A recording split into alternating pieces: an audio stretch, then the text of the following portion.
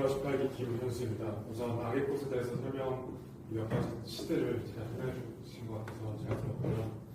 이제 그 저자가 말하는 권태에 대해서 얘기가 많이 나오는 것 같아요.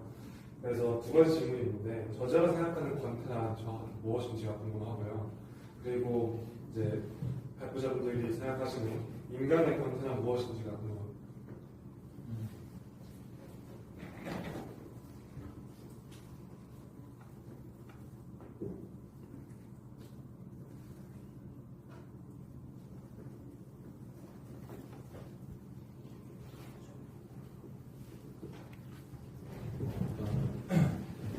저자가 생각하는 권태는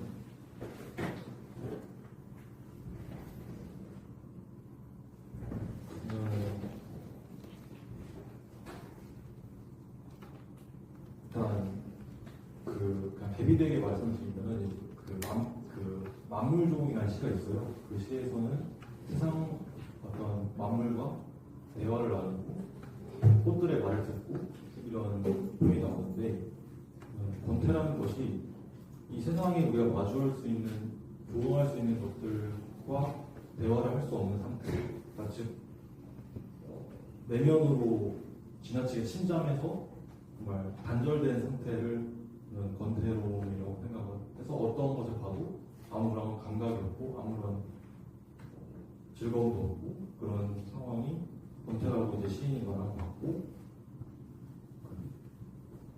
네. 그리고 제가 생각하는 권태는 일단 이 시인의 말에 굉장히 동의하고요. 그리고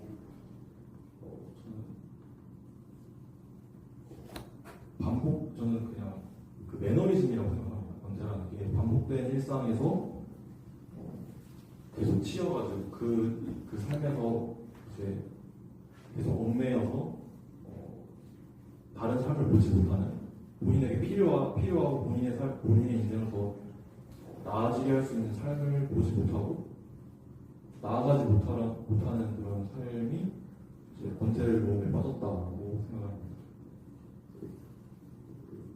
저는 시인이 생각하는 그런 권태는 좀 허무함을 느낀 그런 상태라고 생각하고요. 많은 것을 경험했지만 결국 덧없음, 깨달은 그 자체가 더 그 권태라고 할 수 있을 것 같습니다. 또 제가 생각하는 권태는 지루함이라고 생각합니다. 좀 뭘 해도 좀 열정을 보이지 않고 좀 의욕이 없는 그 상태가 권태기가 맞다고 생각하거든요. 저는 지루함이 권태라고 생각합니다.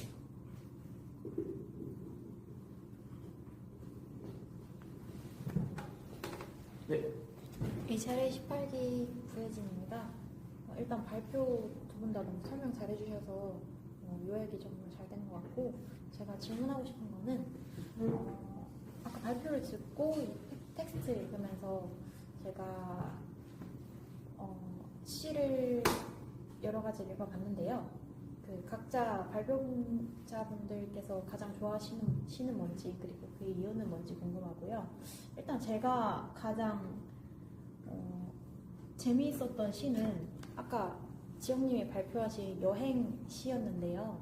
그 이유는 엘도라도라는 금으로 만든 도시를 보거나 아니면 죽음을 목전에 두면서도 여행을 꿈꾸려고 하는 모습이 전 인상 깊어서 그 시를 가장 좋아하는데, 두 분 어떻게 생각하시는지 궁금합니다.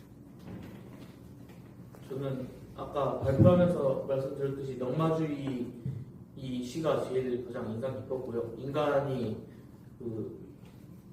고통을 잊기 위해서 술을 마시지만 결국 그건 아무 의미 없었다는 그걸 잘 표현했다고 생각해서 그 시가 가장 인상 깊다고 생각합니다. 저는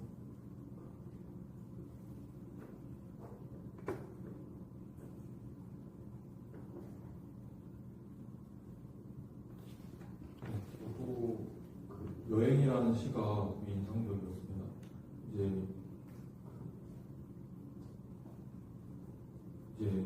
여행을 떠날 때 저희가 이제 책으로서도 여행을 접하고, 책으로서도 세상을 보고 이러는데, 직접 이제 저희가 그걸 눈으로 보기 위해서 여행을 떠나고, 그 과정을 통해서 세상을 알아가고 이런 부분이 이제 마지막에 구절에서 이제 죽음으로 갈 수 있다라는 문장이 나오는데 저 또한 그런 어떤 시인이 그 죽음으로도 갈 수 있다 여행을 떠날 때 그런 각오를 해야 한다라는 말이 있어서 되게 인상적이었던 것 같습니다. 그리고 이제 그 여행이라는 시에 대해서 말씀을 해주셨는데 네, 저도 똑같이 인상적이었던 시였던 것 같습니다. 네.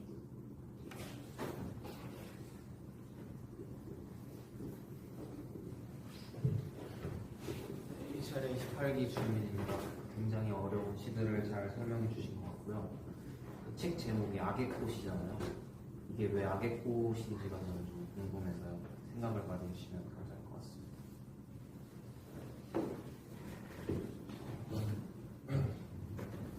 책에서 그 책 설명에서 나왔던 것 중에서 악의 꽃에서 악은 이제 자본주의의 어떤 이제 안 좋은 악한 면을 얘기하는 것이요 또 나왔었고 그래서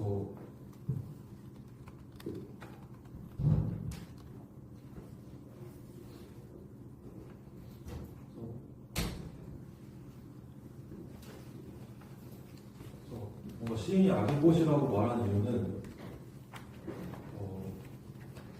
어쨌든 자본주의화가 된 도시를 살아가는 데 있어서 그 안에서는 이제 아까 말한 죄악, 권태라든지 아니면 속임수라든지 탐욕이라든지 이런 것들이 존재하는데 저는 그 속에서도 그 인간들의 어떤 군상 속에서 또 어떤 그런 애정 어린 시선, 따뜻함이 좀 느껴졌거든요. 그리고 그냥 단순히 자본주의 비판하고 도시를 비판한다기보다는 그 안에서도 살아가는 사람에 대해서, 인간에 대해서 좀 더 관심을 기울이고 고찰하는 내용이 담겨 있었기 때문에 악의 꽃이라는 제목을 붙이지 않았을까라는 생각입니다. 네, 저도 그 도시가 어떤 화려함과 그런 좀 좋은 것들이 많이 있지만 꽃의 외향처럼 하지만 사실 그 안에는 좀 숨겨진 악이나 조금 부정부패 약간 안 좋은 것들을 표현하기 위해서 일부러 악의 꽃이라는 좀 이중적인 표현을 썼다고 생각합니다.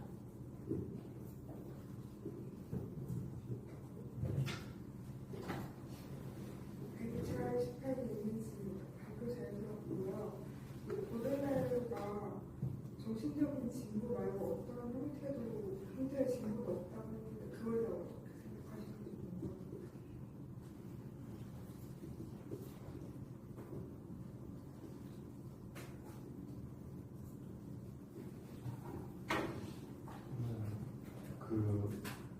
그럴 것 같습니다. 그러니까 사회가 아무리 발전을 하고 세상이 발전을 하면은 이제 개인이 그런 시스템이나 인프라 때문에 어떤 편해질 수는 있지만 그냥 나 자신으로서의 어떤 정신적인 면이라든지 그런 부분은 성장한다고는 일치하지 않다고 생각하거든요. 그래서 사람들이 이제 어떤 말로 정신 수양을 하거나 뭐 명상을 하거나 요즘에 사람들이 아니면 책을 읽거나 하는 이유가 매일 스마트폰을 보거나 매일 이렇게 자극적인 이런 것들을 세상에 돌아가는 불편한 것들을 본다고 해서 즐거울 수 있지만 그게 내면의 어떤 자아라든지 그런 정신적인 면을 바꿀 수는 없다. 그건 좀 다른 개념인 것 같고 그래서 이 시인이 그렇게 정신적인 부분이 중요하니 그런 부분이 세상이 발달한다고 해서 그것까지 같이 함께 가는 건 아니다라고 말하는 것 같습니다. 저도 한번 네, 또 질문하시면 네. 차례 18기 2조 문장이라고 합니다. 일단 그 어려운 작품인 것 같은데 되게 알기 쉽게 해석을 해주셔서 재미있게 발표를 들었던 것 같고 저는 발표를 들으면서 악의 꽃이 삶과 죽음을 생각해 볼 수 있는 좋은 작품이라고 생각을 했습니다. 그런데 이 작품이 미풍 양속을 해친다는 이유로 이 작가가 기소되어서 벌금도 물고 일부 시가 삭제되었다고 알고 있는데 발표자분들께서는 그 이유가 무엇이라고 생각하며 작품의 어떤 부분이 문제가 되었을 거라고 생각했는지 궁금합니다.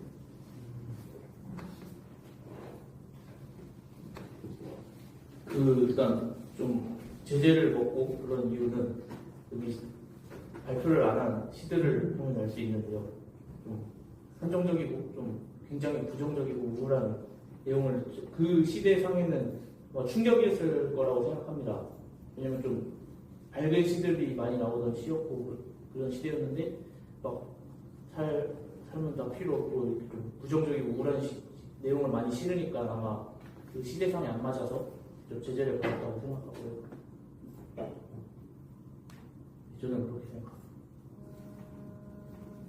또 자본주의 시대에서 자본주의를 비판하는 시기였기 때문에 이제 제재를 하지 않아도 있고 이제 교수님 말씀하신 것처럼 선정적인 내용이라든지 어떤 그런 것들이 좀 서슴지 않게 그냥 그대로 있는 그대로 다 나오고 필터 없이 나오기 때문에 그런 것들을 그 당시에 있어서는 좀 이해를 하지 못하지 않았을까라고 생각을 해서 제재를 가지 않았다고 생각합니다.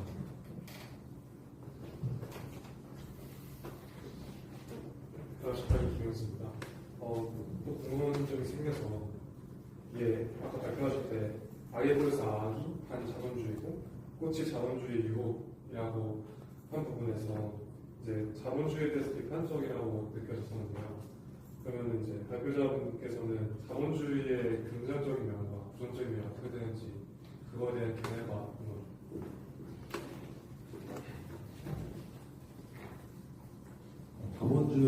제가 생각한 자본주의의 긍정적인 면은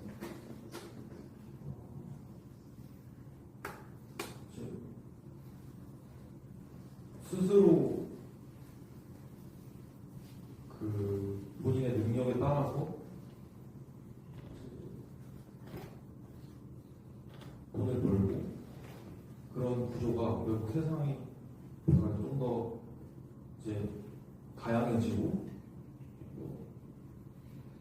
성장을 하는 부분도 있고 다른 사람이 어떤 만들어낸 어떤 사회적 가치나 자본주의로 만들어진 어떤 그런 것들을 경험할 수 있고 이런 것들이 좋은 점이라고 생각합니다.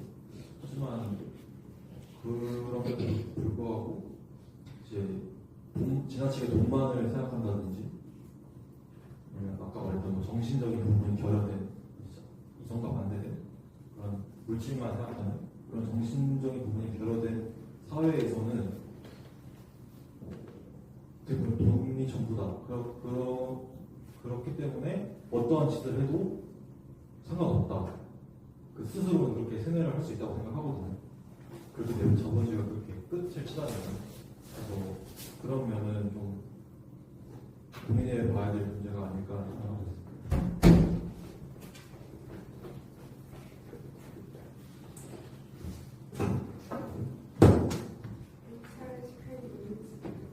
여행하는 시 그 제목에 막신디칸 얘기하고 있었던 여행 막신디칸이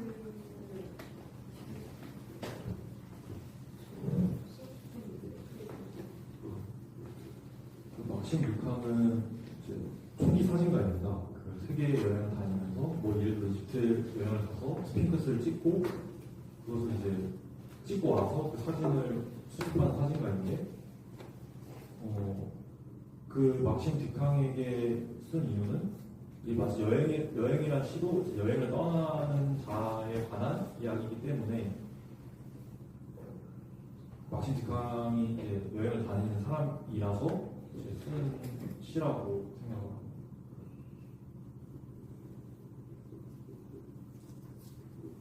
저도 똑같은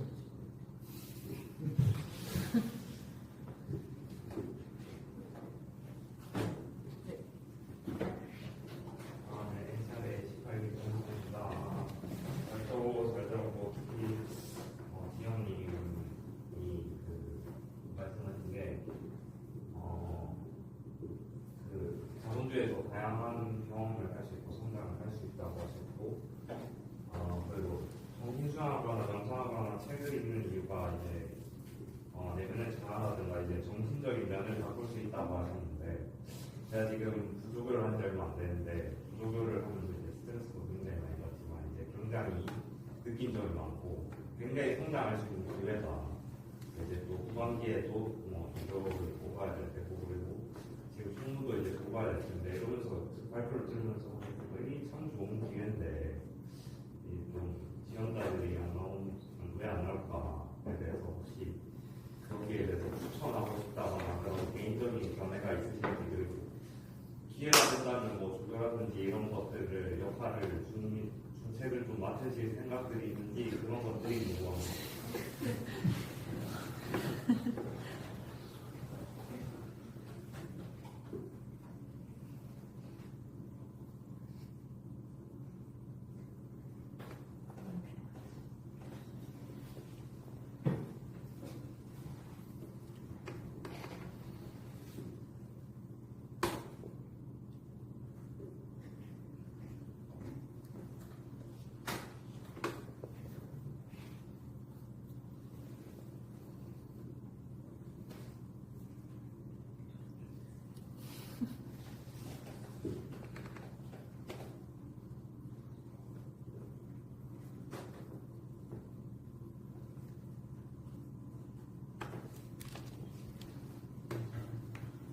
엄청 어렵습니까, 질문이? 장난 아닙니다.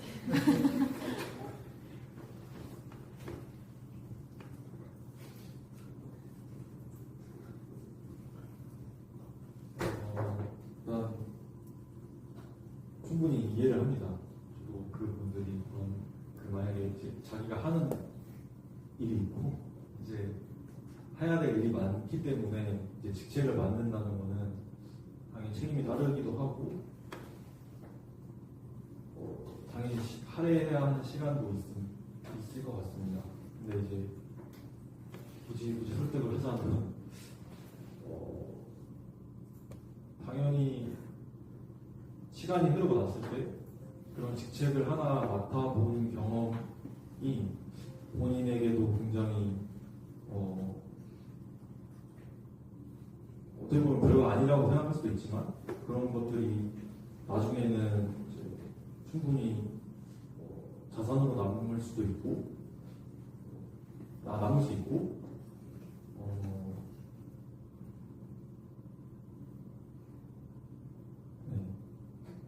도전해본다라는 의미에서는 저는 좋은 것 같고 다만 이제 제가 생각하기엔 부담이라는 게 어쩔 수 없이 작용할 수밖에 없는데 그런 부담을 좀 내려놓고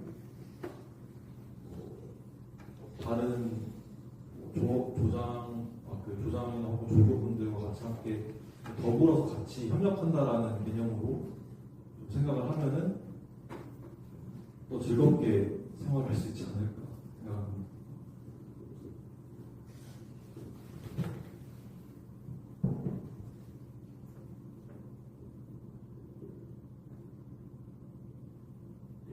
저도 똑같은.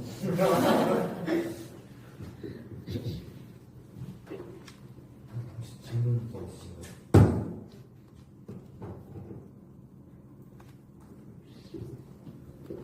없으시면 이상으로 Q&A를